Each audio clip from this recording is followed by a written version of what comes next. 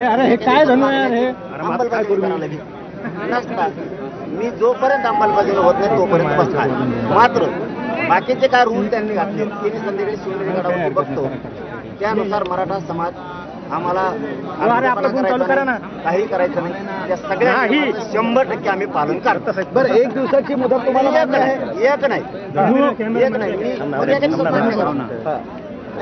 नाही पण ते असं नाही. एक दिवसाची जोपर्यंत मागण्याची अंमलबजावणी होत नाही पर्यंत बेमुदत उपोषण सुरू राहणार.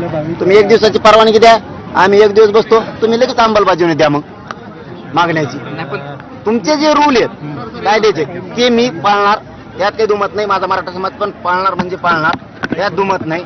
मी शब्द देतो ना, पाळणार आम्ही. पण मला आधी ऑर्डर वाचू द्या, त्याशिवाय मी संध्याकाळपर्यंत याच्यावर काही बोलत नाही. नाही पण असं आहे की तुम्हाला एक दिवसाची परमिशन देताना सुद्धा अटी शर्ती घातलेल्या आहेत आणि त्याच्यावर तुम्हाला आंदोलन करता येणार नाही असं कोर्टाने म्हटलेलं आहे. मी ऑर्डर त्याच्यामुळेच म्हणलं, मी ऑर्डर वाचत नाही. पण त्यांनी जर परवानगी दिली आझाद मैदानावर त्याचं कौतुक केलं, त्यांचं स्वागत पण केलं, न्यायालयाचं पण आणि सरकारचं पण. पण मी ऑर्डर वाचली नाही. मी संध्याकाळी शिवनेरी गडावरती ऑर्डर वाचतो, नंतर काय ठरवायचं. आणि तरी पुढचंही सांगतो की मराठा समाज कधीच कायद्याच्या नियमाच्या पुढे जाणार नाही. आम्हाला आडमुठेपणा करायचा नाही, आम्हाला आरक्षण पाहिजे. पण ते एका दिवसात नाही. तुम्ही एका दिवसात जर दिलं परवानगी तर मग एका दिवसात अंमलबजावणी करावं लागेल. नसता जवळ अंमलबजावणी होत नाही मी तोवर बसणार. म्हणजे एक दिवसाची परवानगी मान्य नाही. आता एक दिवसात काय मग करा अंमलबजावणी. एका दिवसात करा.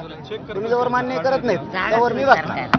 पण नियम मात्र सगळे पाळणार. मी आधी ऑर्डर बघतो, नंतर त्याच्यावर संध्याकाळी सविस्तर. एक दिवसाची परवानगी